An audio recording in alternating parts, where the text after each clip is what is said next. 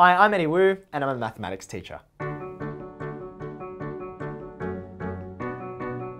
About 6 years ago, I taught a student and he was diagnosed with pancreatic cancer, which is an incredibly violent disease, and he was going to miss huge amounts of school being treated, having his immune system recover, and I knew that if we sent him away for a month, just with a textbook and saying, have a go at chapter 5 and chapter 6 and you'll be able to keep up while you're gone. I knew that that was going to be fatal for his understanding of mathematics, and he loved this subject and wanted so much to be able to keep up with his friends and be able to learn alongside them and just feel like a normal kid even while he was going through all of the rigors of his treatment regime.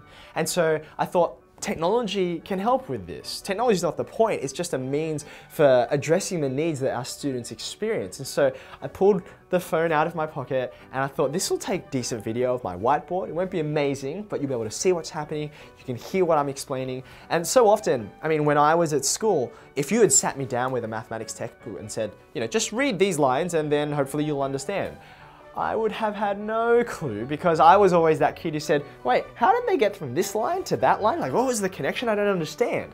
What I needed, and what I think so many of us need, is someone to guide me through, to put those pieces together and explain what all the links are so it makes sense in my mind. And that's what I wanted to give this student through giving him my videos of my classroom's lessons, just as my other students were experiencing it.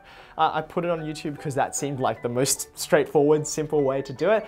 And unknowingly in doing that, I opened up my classroom to the world and sort of, opened up the opportunity for people to learn from the lessons that I was giving, which I didn't think anyone would be interested in, but it clearly scratched an itch that's there. And it's been amazing to me to see those videos go around the country, even around the world, to touch on the fact that mathematics is a universal language. And despite the fact that many people dislike this subject, I think the reason they dislike it is because they don't understand it.